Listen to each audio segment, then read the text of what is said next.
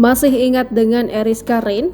Eriska Reinisa atau kerap disapa Eriska Rein merupakan seorang aktris dan model yang populer di tanah air. Perempuan berusia 29 tahun itu memulai karirnya di dunia hiburan dengan menjadi peserta dalam ajang pemilihan model Kawanku pada tahun 2008 silam.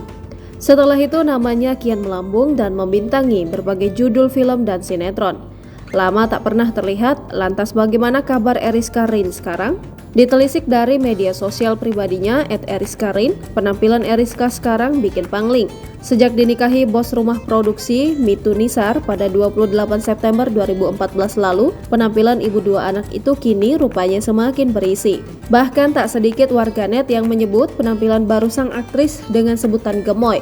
Meski begitu, wajah cantik Eriska Rein masih terpancar, jelas dan mempesona. Hal ini terlihat dari potret-potret yang kerap ia bagikan di media sosial pribadinya.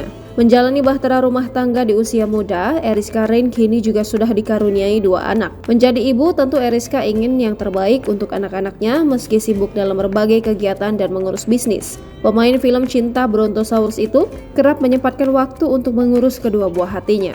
Tak segan dirinya membagikan momen indah saat bersama 2 anaknya. Banyak momen kebersamaan yang dibagikan oleh Eriska Rein, bukan hanya di rumah, namun Eriska Rein juga sering jalan-jalan keluar bersama, menghabiskan waktu dengan keluarga kecilnya.